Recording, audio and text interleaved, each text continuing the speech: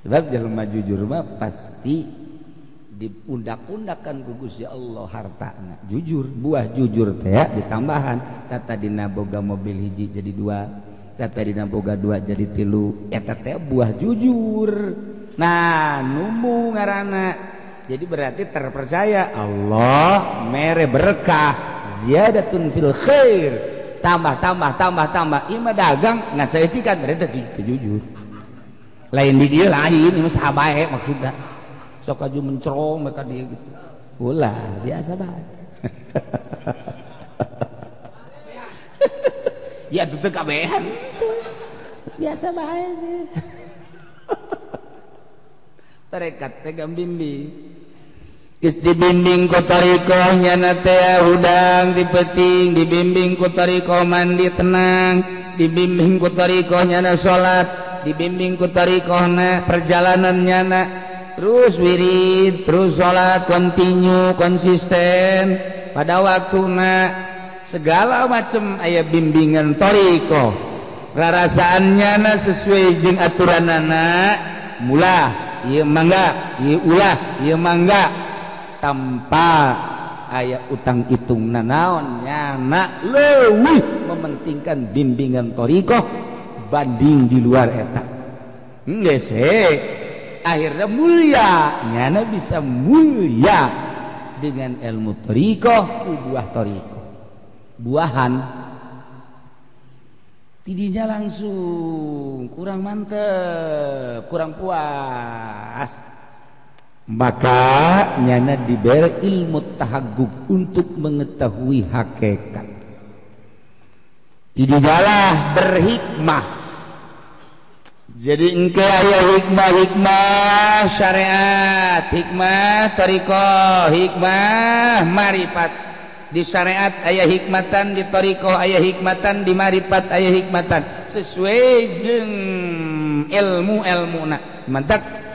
Cik Kangjeng Nabi al-hikmatul jami'ah, ari hikmah nu ngumpulkeun, ilmu nu berhikmah bakal ngaramkum eta adalah mengetahui hak jeung ngamalkeun kana hak. Nganyahoakeun batil ninggalkeun batil. Eta adalah merupakan hikmah. Hikmah dina syariat teh heula ayeuna mah urang ngaji supaya nyaho karena bener sanggeus nyaho karena bener ngamalkeun bener nyaho bahwa salat qobliyah ba'diyah teh gede ganjaranana urang geus nyaho wal amalu bi ngamalkeun marifatul batil wa tarku nyaho urang teh bahwa riba teh haram wa tarku ninggalkeun urang berhikmah dina syariat masyaallah. Kemudian urang ayeuna mah berhikmah dina tarikoh. Dina tarikoh mah geus ngaharamkeun duit ti pamarentah haram. Dahar sebeuting geus haram. Sare lamun teu tunduh haram dina tarikoh mah sebab naon? Sebab hook waktu ketika sare ieu adalah mohokeun ka Allah sanajan derajatna mah sarua ngan kulantarannya anak henteu aya tafakur jeung teu aya zikir maka ketika sare teh ieu adalah ngurangan geus ulah waka sare lamun encan tunduh lamun geus tunduh keur ngaji Allah oh basalah keur ngaji misalna keur jamiahan aja tunduh atuh sare bae eta norekat nu geus kitu kan dekat jurig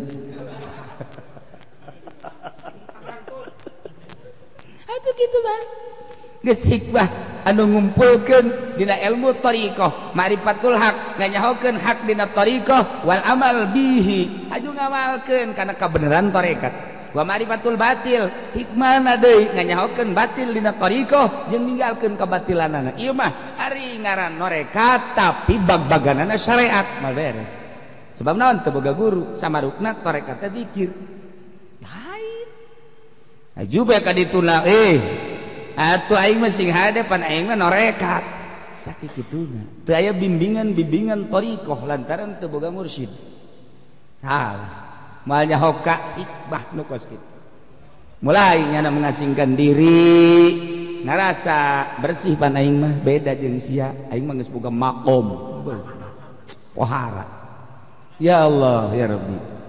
Tapi kan beda engke sidarna kok buahan sih. Ya tetep berhikmah nu kos kitu ngaran. Timbullah ujub takabur. Ongkoh norekat, ongkoh ujub. Ongkoh norekat, ongkoh takabur. Ongkoh norekat, ongkoh riya. Berarti jara hente. Kitu ma'rifatul batil wa tarku. Teu nganyahokeun batil dina tarekat, tur henteu ninggalkeun. Pertama nganyahokeun heula tuh dina tarekat, mana batil dina tarekat. Aju tinggal. Beda engke batil dina syariat dan batil dina tarekat. Nu mangkat engke bakal mulya ku buahan teu. Syariatna buahan teu. Tarekatna buahan apa henteu. Geus teu kudu hese-hese, deuleu bae ke buahna. Dina syariat dina hakikat ge sami al-hikmatul jamiah hikmah anu ngumpulkeun dina hakikat ma'rifatul haq anyahokeun kebenaran hakikat wal amal biha sok geura ngamalkeun kebenaran hakikat aya carana sarua bae dina hakikat itung-itunganna di diri urang teh deuk nyahokeun hakikat hayang kieu hayang keuna nyaho sabenerna urang teh awak aju diasupan ku roh urang teh ieu digurak-gerakkeunna ku Gusti Allah gerakna roh awak mah milu berarti hakikatna mah atuh gerak urang teh gerak Allah eta kan sakadar metode urang hayang nganyaokeun kana hakikatna aya da ilmu ngaranna ilmu tahagguk geus atuh urang dibere cara engke awak urang belah dia naon ieu naon gambarkeun geura ge awak urang bakal ngawujud Allah kabeh geura ge di dalam hakikatna ibeungeut urang ya beungeut urang zet bakal ngawujud Allah geura ge set digambar ka dia Allah ieu hamzah ieu ha ieu ge bakal jadi Allah ti dieu di dieu bakal jadi Allah lamun digambar-gambarkeun ku diri urang tangtungkeun ieu alif ka dieu Allah bakal ngawujud kabeh terus berarti diri urang teh Allah eta ngaranna ilmu tahagguk geus supaya ku urang kagambar diri urang bahwa gerak urang cicing urang nangtung urang diuk urang Allah aya ilmuna billahi minasyaitonir rajim Bismillahirrahmanirrahim tahlilul abziu tawi kilaiki ku urayan kang bangsa lafaz ayu sadaqati afdalu ay aktsaru sawaban tawi indi sedekah iku kang leuwih afdal iku kang leuwih akeh apane ganjaranane wa azamu ajran tegese kang leuwih agung apane ganjaran juhdu ayal wusu wa taqatu yaiku kekuatan kemampuan wa taqah tegese kekuatan juhdul mugiliyal faqir tegese kang faqir golilil mal gesekang setitik artani wal manalan nubai mananai kula fad afdalu sadaqatu faqir bima fi wasihi wa taqati tawilu utamane sakeh sadaqah iku sadaqah wong kang faqir kalawan barang kang tetep ing dalam kekuatanane faqir wa taqati tegese kekuatanane faqir nu fakir masih keneh bisa sedekah pohara jasa kasebut bos tapi tilok sedekah kunaon modern karasa makarasa bah ulah sok kaju nyirikeun diri kudu tenang nyaho angin bae wabda dengan ta'ala ayat sadaq awal yang tegese gawe sedekah siraing dalam awale alaman tazamuka nafaqatuhu yatazam kang wajib gaing sirah opongan apakahanane eman mimiti sedekah teh kajelman wajib dina pakahan mantak naon sedekah ka bapa mantak naon ka pamajikan, mantak naon heula ka uwa ka mamang, mantak naon sedekah. Yang bae ka dulur mah cemi sedekah. Beuh ai ka urang Karawang nu bahenol. Masyaallah. Teu mah lain sedekah nyieun suluh neraka. Ikul hadis utawi kilaiki kubiki hadis iji ada mukarahati sadaqati tawi kang awaliku oraden makruhakeun sedekah bijami'il mal kalawan sakabehe harta. Masalah sedekah sakabehe harta urang boga duit 1 juta disedekahkeun kabeh.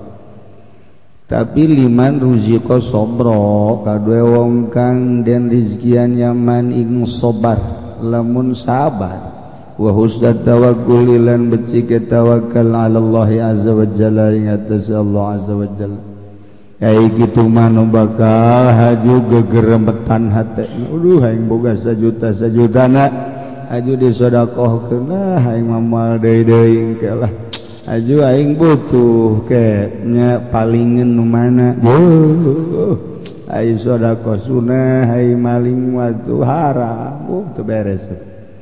Sadaqatul fakir as-sabir maka utai sedekah wong kang fakir kang sabar walau qalilatan sanajanana ya sedekah iku titik afdalu iku kang leuwih afdal iku kang leuwih utama min sadaqatul ghani bil mal kala satini mangsa saking sedekah wong kang sugih kalawan harta walau katsiratan an sanajan ana sadaqatul ghani ku kang akeh insyaallah lantaran lian lal fakir badalaha ma syiddatil hajati ilaiha kalazatuhu wong kang fakir iku masrakeun ya fakir ing sedekah sumertana saged butuh ilaiha maring sedekah sakitu manehanana butuh tapi disedekahkeun mantak ulah hese-hese urang boga duit 10 juta bikin ke pemajikan kayak orang butuh menta beak anting na penta tekor ajahadan labzah wa hawa maka ya fakirin nafsune maka merangan ya fakirin nafsune fakiran hawane fakir. Jadi ulama fakir boga duit 1 juta nah jadi sedekahkeun kabeh nyana sarua jeung perang jeung nafsu. Hari nusugi mah boga 10 juta atau 100 juta disedekahkeun 50 aya kene 50. Basi kene boga 10 miliar 1 miliar disedekah masih 9 miliar. Anu susah mah boga 1 juta nah taruhlah 1 juta mah gede teuing 100.000. Boga duit 100.000 ge eta teh menang nyalateun. Insyaallah anu mere salat hadiah. Lah jeung maning disedekahkeun bae mah geus tanggung teu boga naon beres. Masyaallah puara jelema malah meminta deui sia dibere sabaraha aing mah dibere ngan 50 aing 50 deui sarua geus jang aing batu watahamala nanggung lah ya fakir malam ya ta'amalul ghani barang kang ora nanggung ing mafal ghani kang sugih nyana nanggung sabar kana perkara nu teu bisa ditanggung ku nu sugih. Susah mah teu boga duit geus biasa, nu sugih mah lamun teu boga duit kakalabakan. Eta lah bedana, anu susah mah teu geus tanggung susah. Biasa bae cenah mah tuh, nu sugih mah boga duit 1 miliar teh masih bingung keneh bae. Aya di dieu anu gitu pensiun teh alhamdulillah ya meureun 1,5 miliar mah eta boga duit pensiunan 1,5 miliar bingung kumaha cenah ieu kaharepna ya Allah boga pensiun 1,5 miliar masih bingung kumaha hirup kaharepna ya Allah padahal digigireun imanna jelema fakir seserian teu bogana naon eta lah PNS jeung nu fakir ti awal tegeran nu fakir ti awal Oh, fakir wadah aing baca da Jakarta geus biasa aing atuh boga lawan teh geus biasa aing. Malah manunyana sok dipalingan gua aing. Teu beres tau fakir. Nah, eta lah fakir. Urang ngalamun kitu jeung pamajikan, waduh sono bae. Terus boga 2 komo, boga 3 komo, tapi lamun sakali henteu geus kuat ge ka ditu. Okos jelema nu la faidata, aya mah aya pamajikan ngan la faidata. Teu fungsi atuh aya kuari jelema nu. Geus terbiasa bae. Geus embung neangan obat. Geus embung sebab geus ti masjid ka magrib obat geus diteangan kabeh. Faedah lah geus. Eta penyakit bawaeun ka kuburan. Geus, mantak cenah mah ngariung loswat ka mana bae tilok diteangan ku pamajikanna sebab aya ge la faidata. Ulah sok ajudula deuleu ka dieu. Tangan di luar ieu bae sih. Nomor kedua doa sedekati ku agak gerei atas sedekah. Wa anna la satuna sadaqah lil aqaribi qabla al ajanib ikut teteu kada pirang karabat dalam saduna pirang wong lian ka karabat heula sih memeh ka batur geus halimpung ke jeung adi bareres jeung kakak bareres jeung dulur beres sejuk kadeuleuna ku batur soranganna geus sejuk ieu sebab jeung adi eueuh jurang pemisah jeung kakak jeung teteh we jurang pemisah geus jadi ngeunah hirup teh ieu mah jeung batur mah mayoran masyaallah botraman ai giliran adi milu teh diajak nah ieu geus kitu tah pagawean teh 201 wa anhu wallahu a'lam bissawab.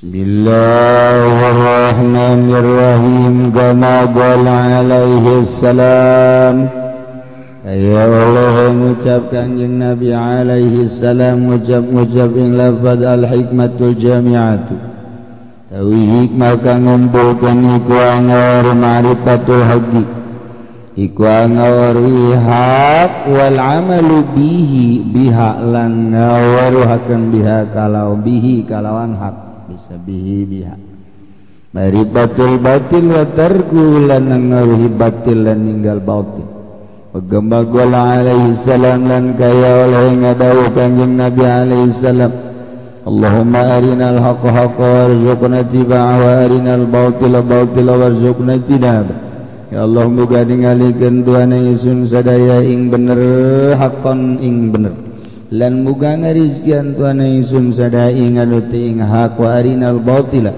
dan muga ningalikeun tuana ingsun sadaya ing batil batilan ing batil warzuqna tinaba dan muga ngarizkian tuana ingsun sadaya ing adahu batil agama qala alaihi salam lan kaya oleh ngadawu kanjeng Nabi alaihi salam ucap lapan man narafa nafsa faqad arafa rabba wa khaliqahu wa taba'ah wa tabi'ah utasabam manikuru yang maning hawakeman maka temen nuru yang maning pangeran iman lan kang adamal iman lan kang anut iman.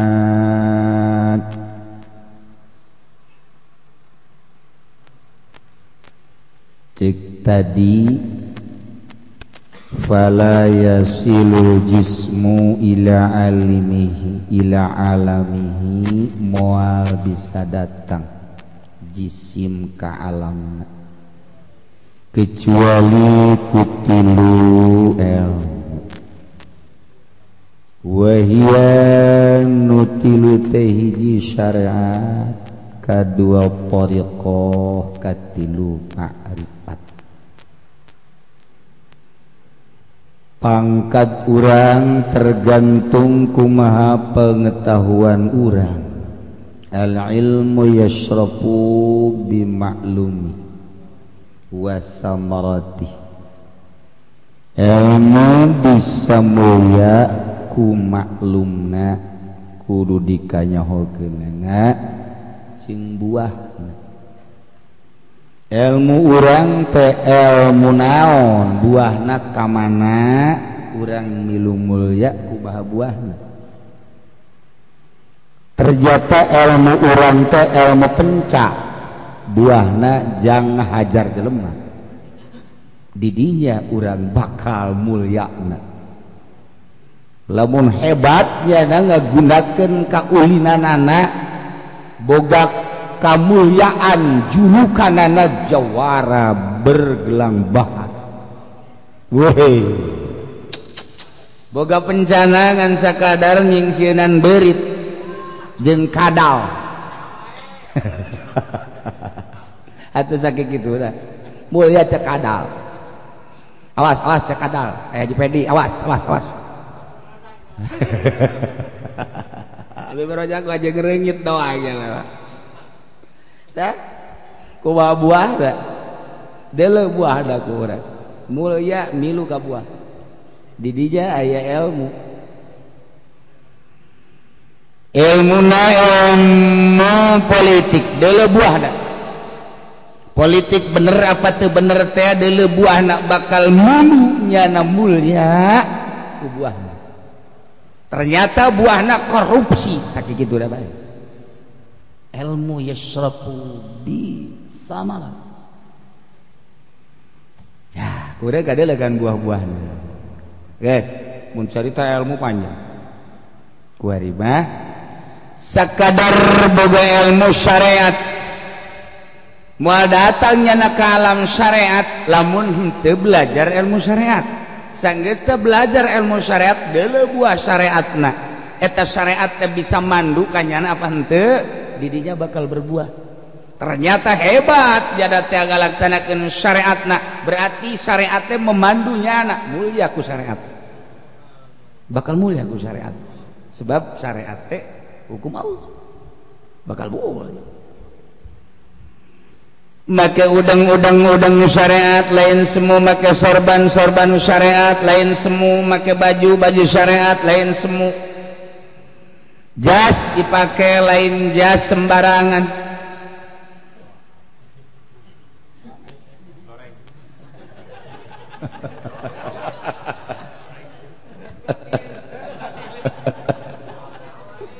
lain sembarangan make jas teh horenganan unggal ngariung make jas sugan teh mah sekedar keren atawa komo jang hanet mah lantaran situasi tiris lain koreng eusina papais cucur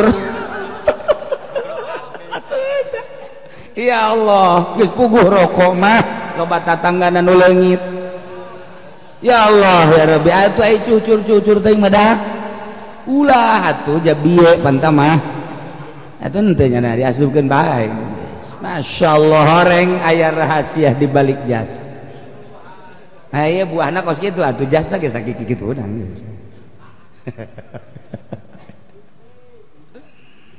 langkah-langkahna dipandu ku syariat sesuai jeung aturan syariat mulia yasilul jismu ila alami syariah lantaran syariat memandunya lantaran di syariat geus terpadu dipandu geus terpandunya na luar biasa nyana geus nyaho di alam syariat gilek ka dieu haram gilek ka dieu makruh gilek ka dieu sunah gilek ka dieu mubah nyana geus bisa ngalakonan syariat sesuai jeung aturanana woi mulia ilmu syariat mawa mulia ku sebab buah syariat nyana langsung siluluk di alam tarekat di alam tarekat akan berbeda lantaran jangan bersihan jiwa anu di syariat maka kaderna gining sorbana hebat bajuna hebat sampingna hebat sajadahna ge hebat langsung meulina ge di toko muslim masyaallah geus kecewa ukuran syariat hebat tapi ternyata begitu salat Allahu Akbar di jero hatena aya ria secara syariat mah hebat lantaran zahirna geus bagus tapi horeng begitu ditelusuri make ilmu thariqah korenganan pinuh kuria, aya asa aingan, aya takaburan, aya berbagai hub, aya tamallukon dan lain-lain sebagainya. Dibersihanlah melalui ilmu thariqah. Geus dipandu ku ari ku thariqah. Dahar naon maksudna nginum, naon maksudna make baju, naon maksudna berangkat, naon maksudna sare, naon maksudna. Kan dina ilmu syariat mah sare sabebas da urang masal dina ilmu thariqah mah urang can tunduk kemudian sare dikutuk ku Gusti Allah. Ketika orang sare kudu boga niatan dek sabaraha menit ieu sare udang sarena dek naon diutar diatur jiwa teh sebab ieu teh dek ngahadirkeun deketna Allah supaya karasa, dek ngahadirkeun nyahona Allah supaya karasa, dek ngahadirkeun dengena Allah supaya karasa. Maka sedemikian rupa pengaturan thariqah. Dahar teu meunang leuwih besika asup nafsu nginum gitu gene dan lain-lain sebagainya. Thariqahna sesuai jeung aturanana nyana hirup dipandu ku thariqah. Maka ilmu thariqah bisa mulia jelema nu boga ilmu thariqah ku buah thariqah. Loba jelema nu norekat tapi gadigaran teu mulia ku tarekatna, malah dibenci jelema sebab nyana henteu kapandu ku thariqah. Cak thariqah ulah ka pendopo ti heula malah menta dionda. Boro-boro thariqah syariat ge geus teu mandu ka nyana. Cak syariat kredit haram terus bae. Jak syariat gitu itu maling teh haram terus bae. Jak syariat ge teu bandu kalinya boro-boro deuk narekat. Panduan syariat heula supaya optimal. Kemudian nyana berthariqah. Thariqahna nu mantep. Kajeun teuing nyana cicing di gunung tapi panduan thariqahna asli bakal kaambe. Sebab rapih-rapih dan ngabubuy delan tarasi bakal kaambe bae. Seungit tarasi seungit bau sih tarasi tuh kan tuh kan bakal kaambe bae. Serapi-rapina ngabubuy tarasi bakal kaambe, serapi-rapina berthariqah kaambe bae. Kajen ku kumaha ge panduan thariqah bakal aya angin segar ka jelema lantaran ada gula ada semut. Atuh siram teh kaneangan gula set. Oh ini gulanya, masya Allah. Atuh kitu wae. Kos gariung aya nu bener-bener neangan berkah, aya nu neangan berkat. Sarua. Sok ajujulak cilik tenang bae sih. Kalem baheulana atuh ulah sok ajutek ulah. Biasa bae. Tarekat mandunya geus jana teh dibimbing ku thariqah. Cak thariqah ulah, thariqah ulah, thariqah ulah, cak thariqah mangga, cak thariqah mangga. Jadi bimbingan thariqahna mantep kayana sehingga mulailah rasa deketna Allah teh karasa. Ieu nu dimaksud ku thariqah. Lain narekat teh sia wirid tarekat teh insyaallah ku narekat ieu mangke geus sia kabeli sawah je. Pan buah tarekat teh seka sawah teh dagang karung ka sawah mah. Nu dagang karung ge teh kabeuli sawah malah ih kunaon anu jadi gol kata tarekat salah ieu budak. Dagang karung ge ti leuletik memeh lahir geus dagang datang ka kuari imah geus sapotong. Ieu dagang. Memeh lahir geus dagang kos kitu buktina. Sebab nyana dagangna bener tilok ngebohong. Amun ngabohong apa-apa nyana. Jadi jujurnya nama dagangna. Mendak kayana sakituna alhamdulillah nu jujur mah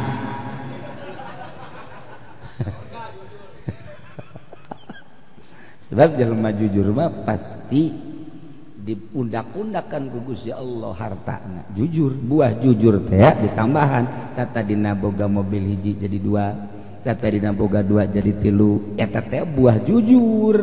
Nah numbu ngaranna, jadi berarti terpercaya Allah mere berkah ziyadatun fil khair, tambah ima dagang ngasaeutikkan berarti jujur. Lain di dia lain ini sabae maksudna sok aju mencerong mereka dia gitu ulah biasa bae.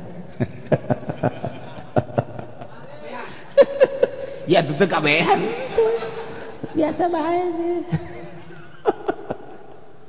Tarekat teh gambimbing geus dibimbing ku tarikoh nyana teh udang dipeting, dibimbing ku tarikoh mandi tenang, dibimbing ku tarikoh nyana salat, dibimbing ku tarikohna perjalanan nyana terus wirid, terus salat continue konsisten pada waktuna. Segala macam aya bimbingan tarikoh rarasaannya sesuai jeung aturanana mulah ieu mangga ieu ulah ieu mangga tanpa aya utang itungna naon nyana leuwih mementingkan bimbingan tarikoh banding di luar eta geus akhirnya mulia nyana bisa mulia dengan ilmu tarikoh ku buah tarikoh buahan tidinya langsung kurang mantep kurang puas maka nyana diberi ilmu tahaggub untuk mengetahui hakikat tidinya berhikmah. Jadi engke aya hikmah syariat, hikmah tarikoh, hikmah marifat.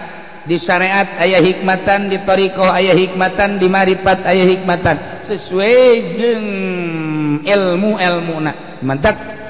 Cik Kangjeng Nabi al hikmatul jamiah, ari hikmah nu ngumpulkeun ilmu nu berhikmah bakal ngaramkum eta adalah mengetahui hak jeung ngamalkeun kana hak. Nganyahoakeun batil ninggalkeun batil. Eta adalah merupakan hikmah. Hikmah dina syariat teh heula ayeuna mah kurang ngaji supaya nyaho kana bener sanggeus nyaho kana bener ngamalkeun bener nyaho bahwa salat qobliyah badiah teh gede ganjaranana kurang geus nyaho wal amalu bi ngamalkeun marifatul batil wa tarku nyaho urang teh bahwa riba teh haram wa tarku ngamalkeun urang berhikmah dina syariat Masya Allah. Kemudian urang ayeuna mah berhikmah dina tarikoh. Dina tarikoh mah geus ngaharamkeun duit ti pamarentah haram. Dahar sebeuting geus haram. Sare lamun teu tunduh haram dina tarikoh mah sebab naon? Sebab hook waktu ketika sare ieu adalah mohokeun ka Allah sanajan derajatna mah sarua dan kulantarannya anak henteu aya tafakur jeung teu aya zikir maka ketika sare teh ieu adalah ngurangan geus ulah wae ka sare lamun encan tunduh lamun geus tunduh keur ngaji los basalah keur ngaji misalna keur jamiahan aju tunduh atuh sare bae eta norekat nu kos kitu kan dekat jurig itu gitu bang geus hikmah anu ngumpulkeun dina ilmu tarikoh marifatul haq nganyahokeun hak dina tarikoh wal amal bihi aju ngamalkeun kana kabeneran tarekat wa marifatul batil hikmahna deui nganyahokeun batil dina tarikoh jeung ninggalkeun kabatilanana ieu mah ari ngaran norekat tapi bag-baganana syariat mal beres sebab naon teu boga guru samarukna tarekat teh zikir lain aju bae ka dituna atuh aing mah sing hadapan aing mah norekat sakituna teu aya bimbingan tarikoh lantaran teu boga mursyid moal nyahoka hikmah nu kos kitu mulai nyana mengasingkan diri ngarasa bersih pan aing mah beda jeung sia aing mah geus boga maqom pohara ya Allah ya Rabbi tapi kan beda engke sidarna kok buahan sih ya tetep berhikmah nu kos kitu ngaran timbullah ujub takabur ongkoh norekat ongkoh ujub ongko norekat ongko takabur, ongko norekat ongko riya. Berarti jarang hente kitu ma'rifatul batil wa tarku teu nganyahokeun batil dina tarekat tur henteu ninggalkeun. Pertama nganyahokeun heula tuh dina tarekat mana batil dina tarekat aju tinggal. Beda engke batil dina syariat dan batil dina tarekat. Nu mangkat engke bakal mulia ku buahan teu. Syariatna buahan teu. Tarekatna buahan apa henteu. Geus teu kudu hese-hese, deuleu bae ke buahna.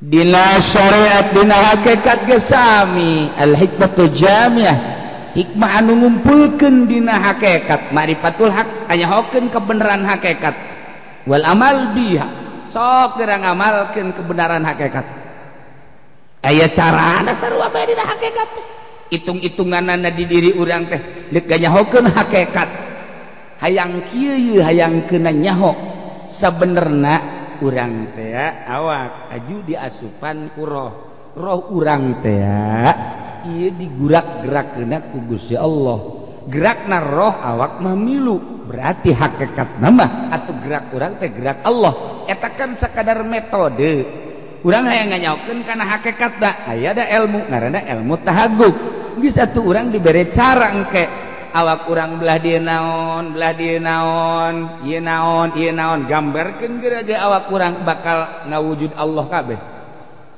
geura ge di dalam hakikatna ibeungeut urang zet bakal ngawujud Allah geura ge set digambarkeun di Allah ieu hamzah ieu ha ieu ge bakal jadi Allah ti dieu di dieu bakal jadi Allah lamun digambar-gambarkeun ku diri urang tangtungkeun ieu alif ka dieu Allah bakal ngawujud kabeh terus berarti diri urang teh Allah eta ngaranna ilmu tahaqquq geus supaya ku urang kagambar diri urang bahwa gerak urang cicing urang nangtung urang diuk urang Allah aya ilmuna sesuaikeun geura jeung kanyahokeun heula hakna hakikat amalkeun geura ge kanyahokeun kabatilan hakikat tinggalkeun geura bakal nyaho urang ojah heueuh sebagai gambaran mandak kangjeng mere doa ka urang Allahumma arinal haqqa haqqan warzuqna tiba'ah Gusti muga nempokeun ka abdi kana bener teh katempona bener jeung abdi bere atuh rezeki nuturkeun bener urang kan geus bisa ningalikeun kana bener tapi urang henteu bisa nganyahokeun bener tapi teu ngalaksanakeun bener sebab bener can kadeuleu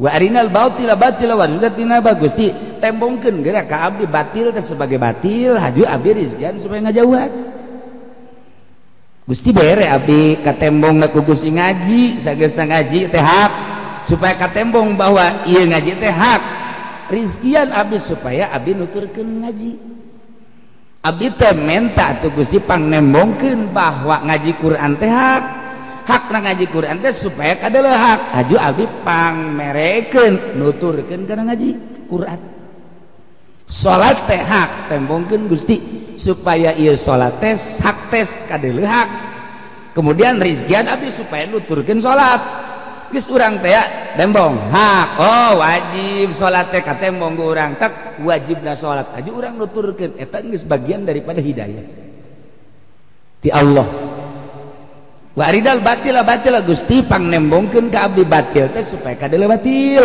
haju warzuqna tibaah abdi rizqian supaya ngajauhan ieu nah ieu naon gara kredit teh coba Gusti pangnembongkeun batil teh batil kredit teh katembong batil cuman encan warzuqna ijtinabah motor masih kreditan geus katembong batil mah batil cuman encan warzuqna ijtinabah penta atuh ka Allah ya Allah ya Rabbi kreditan abdi ieu can anggeus Gusti abdi teh ngaji ternyata horenganan batil kabatilanana hiji bedang ngabogaan dua akad dina akad anu awal mah anu akad awal mah lamun ke sekian akad duka dua, lamun kredit mah sekian hiji benda ngabogaan dua akad, ieu adalah batil. Gusti arinal batila pangnembongkeun batil teh sebagai batil geus kadeuleu. Wazukna tinabah pangrizgiankeun abdi atuh supaya ngajauhan batil sebab eta teh seuneun neraka.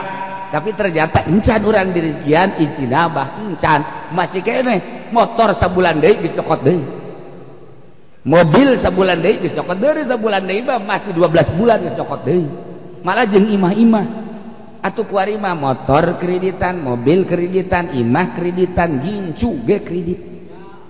Ieu teh encan warzukna tinabah encan penta ka Allah tuh warzukna tinabah Gusti pangjauhkeun abdi tina batil mimiti tembongkeun batil mabok batil supaya katembong batilna warzukna tinabah pangjauhkeun Gusti maling teh batil supaya kadeuleu bahwa maling teh batil pan aya jelema nu teu kadeuleu batil ge begitu ngaji set keluar weh deuleu wah isnal bagus teu kadeuleu batil teu kadeuleuna bagus dah kadeuleu bagus nah atuh geus saya disikat bae boro-boro warzukna tinabah batil lagi geus teu kadeuleu kitu mah rada kadeuleu nya culak cileuk we kadeuleu mah ieu teh saudara udah batur culak cileuk jelema eueuh nah kok moal polisi eueuh nah kadeberan aya eta mah lain warzukna tinabah tah mah kos kitu mah sieun ku polisi ieu mah dengan kesadaran hati eta kakarek di syariat terus ditorekat terus di hakikat nah iya lain lalagaan ieu naon garang-garang bedasna itu naon doa ieu Allahumma arinal haqqa warzuqna tiba'ah lamun urang bisa kasorot ku doa ieu atuh jadi wali wa arinal batilan warzuqna tinabah pangdeuleukeun batil teh kadeuleuna bener-bener batil aju pangberekeun abdi ngajauhan batil lah urang mah kieu baheulana balik ngaji keluar aya wewe nyingkap kan batil tah batil teu karasa ku urang teu kiceup boro-boro wajtinabah boro-boro mending ngorakeun mah kolot malah mah ngahayal teu budak lamun setik deui bakal jotolong teh coba malah ngahayal kurang luhur tolol tuh ya Allah ya Rabbi Masya Allah kos naik angkot jeung si mbak aju nyana make rok mini pan upat ipet ajana upat ipet urang dihareupeunana pan lamun urang kasorot ku doa ieu mah Allahumma arinal batila pangnempokeun Gusti batil teh batil pasti peureum kan urang minimal peureum kotok lah waduh kan tidak ya kari Masya Allah aya jelema sok make kacamata hideung bae maksudna lamun aya pingping abeh ulah kadeuleu mencrong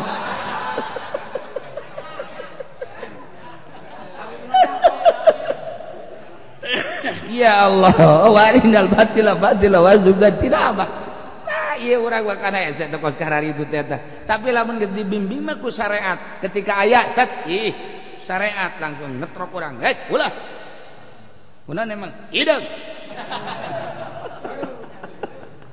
syariat tak kakarek datang ke nu hideung doang nu putih mah basi kaya dah ambay-ambaya nah urang geus datang ka mana dipandu ku syariat geus datang ka mana urang matak boro-boro bertarekat bersyariat ge encan rapi matak ulah waka bertarekat syariat teh rapihan kakarek bertarekat padukeun syariat jeung thariqah bakal aya ilmu hakikat dia terus eta mah Allahumma arinal haqqa warzuqna tiba'ah wa arinal batila warzuqna tinabah sok sagala rupa mentak loba merenung ahli tarekat mah ketika dek dahar renung engke ieu di mana sanguna nyana meulina di mana bener henteu jual beulina sanggeus sakitu ieu dek di dahar ukuranna sabaraha ieu aing niatna dek naon ieu ukuranana dahar teh nah menang ridho Allah apa moal ieu sebab aing dek ngahadirkeun rasa dekeutna Allah ketika aing ngadahar ieu bakal ngadeukeutan ta Allah rasa aingna atau ngajauhan direnung kunya lain bak lain malah diturunkan samping di kendoran digojok pantolol teman. Ya Allah digojok ku makarunggoni.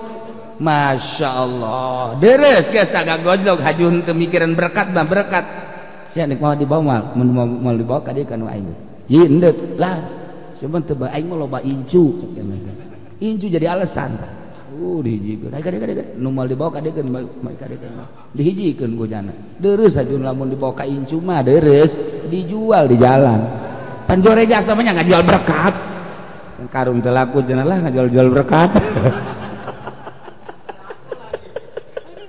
Masya Allah karim kira-kira ya tuh ya Allahumma arinal haqqa haqqa warzuqna tiba'ah barang kurang kanyawan jahe berarti asli dong menang pamere Allah urang bisa nyaho kana hak bahwa eta hak teh hak nu nembongkeun Allah saenggeus sakitu dirizkian urang nuturkeun hak ku Allah urang minta pangdeuleukeun batil teh supaya kadele batil nu neuleukeunna Allah haju urang minta supaya dirizkian ngajauhan batil anu ngagerakeun ngajauhan batil lagi Allah mana nu urang ngajauh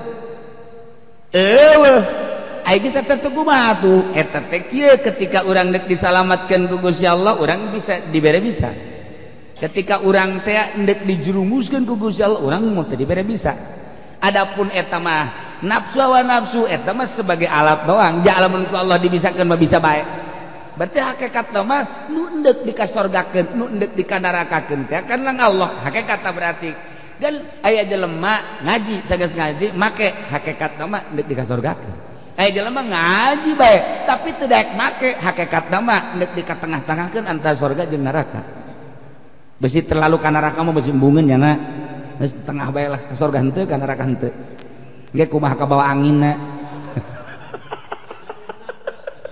adun teu ka bidadari ge gandeuleu doang ketap bae naonan weh bidadari ka dieu aduh aya pager sakena aya hakikat dawanang Allah di satu penta geura ge ka Allah pangdeuleukeun Gusti hak teh supaya kadeuleuk hak jeung abdi bere atuh abdi rizki ngalaksanakeun hak pangdeuleukeun ku Gusti batil teh sebagai batil abdi bere rizkian abdi bahwa eta teh batil teh pangjauhkeun atau emang Allah nu ngagerakeun ada ja urang awak urang teh ti dieu bakal kadeuleu Allah ti dieu bakal Allah rangka urang teh kabeh ge huruf Allah kabeh ge berarti ka dieu teh Allah ketika Syekh Dakok eta teh ngawin Allah kabeneran nyana teh kakeureut begitu kakeureut mancer getihna urang teh getihna atuh ngawujud Allah waliullah mah kos kitu nah ieulah lamun memang geus ditembongkeun hak teh katembong hak geus berarti Allah mere lawang dibuka ieulah Allah maftah futuhal arifin Gusti pangbukakeun abdi kuncina sakumaha dibukakeun arifin kumaha arifin teh jelema nu wauh ka Allah aya nu wauh ka Allah hak kadeuleu hak bari ngalaksanakeun batil kadeuleu batil bari ngajauhan urang mah pan urang ngaji bae ge kieu ye hak teu kadeuleu hak atawa kadeuleu ngan teu ngalaksanakeun batil can kadeuleu batil atawa kadeuleu batil mah ngan can ngajauhan berarti kan hakikatna mah encan dibukakeun ku Gusti Allah futuhal arifin dak bet penta ka Allah Allahumma ftahli futuhal arifin Allahumma ftahli bi futuhil arifin penta atuh kurang ka Gusti Allah iyalah hartina futuhal arifin teh nyambung jeung doa ieu Allahumma arinal haqqa haqqa warzuqna tiba'ah wa arinal batila batila warzuqna tinabah aslina Allahumma ftahli bi futuhil arifin